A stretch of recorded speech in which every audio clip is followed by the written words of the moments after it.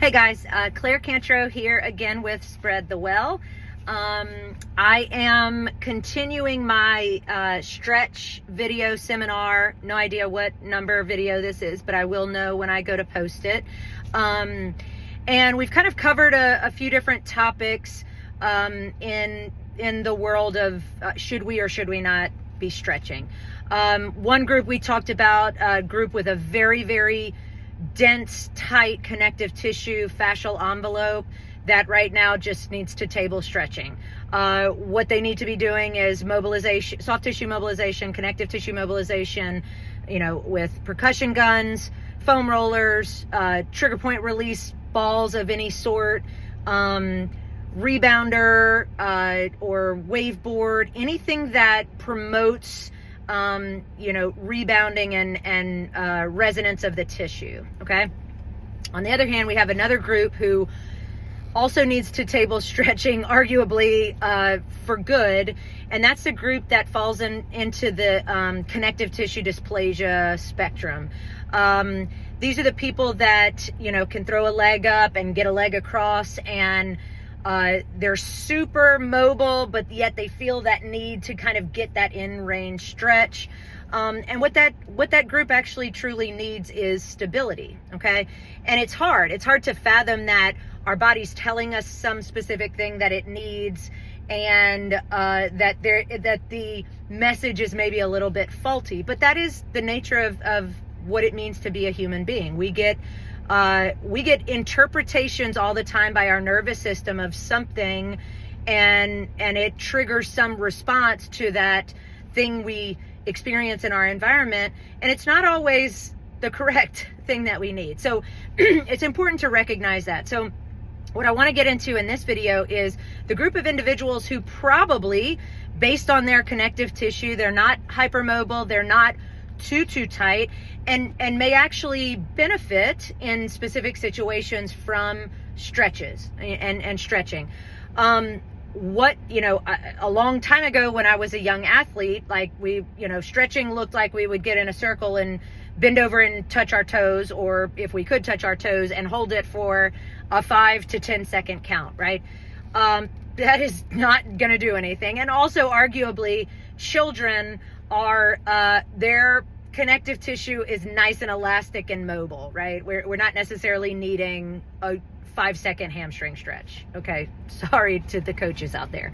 And then like in PT school, like we started kind of like, oh, I think we need to be stretching a little bit longer than we used to tell people. So we kind of got into this like, well, let's stretch like 30 seconds or stretch to your age. So if you're 60, why don't you hold it 60 seconds and all of that? And, that made maybe a little bit more sense. But when you truly start to understand connective tissue and what needs to happen for us to actually get connective tissue lengthening and opening and mobility, it actually requires quite a bit more time holding a stretch. Okay.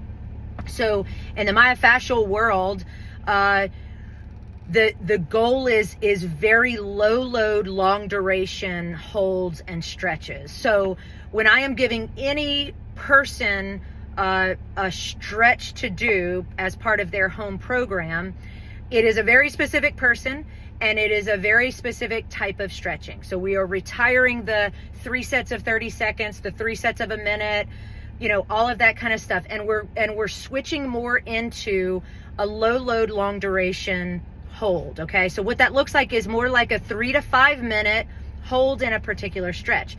That does not mean that I go to in range aggressively and hold a 5-minute stretch when I'm, hearing cables busting.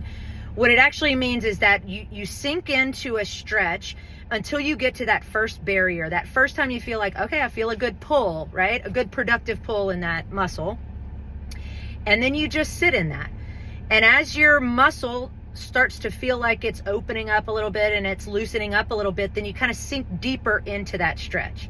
So that is what low load, long duration myofascial stretching looks like. That is the most productive stretching. I am not recommending stretching for any people outside of that particular realm. Now, that that is not to say that in some cases, things like active warm-up ballistic stretching is important. And so what I mean by that is, if you are someone who is you're a runner or you're an athlete of any kind, and you're like, Claire, I have to stretch before I go run or do my thing. Okay, fair enough. But the number one rule in stretching is to never stretch a cold muscle or cold tissue.